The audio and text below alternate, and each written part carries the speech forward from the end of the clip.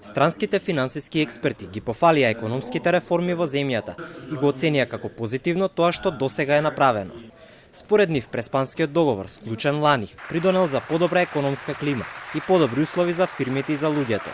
Сепак, како ќе се одрази на економијата, евентуалното недобивање датум за преговори со Европската унија, експертите не сакаат да коментираат. Не би сакал да шпекулирам, меѓутоа разговорите за влез во ЕУ дефинитивно ќе се случат во одреден момент. Се разбира, имаме позитивно сценарио пред вас. Од Светската банка анализирале на кои полиња е потребен напредок во Македонија и креирале посебна програма за да ја помогнат на земјата. Очекуваат напредок во борбата со загадувањето на воздухот и креирањето повеќе шанси за напредок на бизнис полето, за фирмите и луѓето. Светската банка склучи повеќе годишна програма со Северна Македонија за да ги поддржи реформите и инвестициите во човечкиот капитал.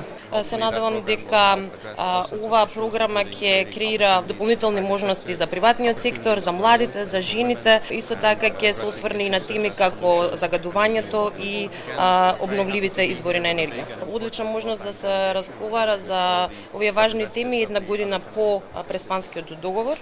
Скопје викендов е домакин на состанокот на холандско-белгиската конституенца. Се разговара за тоа како да се направи системот да е поправеден за сите.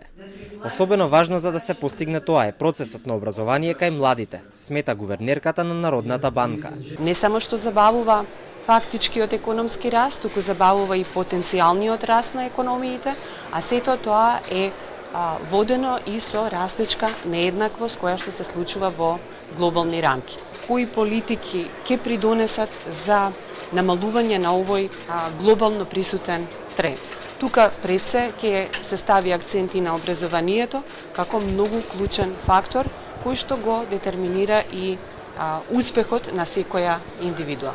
За поправеден економски систем денес во Скопје разговараат повеќе од 70 важни имиња од светот на економијата, министри за финансии, гувернери на централни банки и представници на важни институции.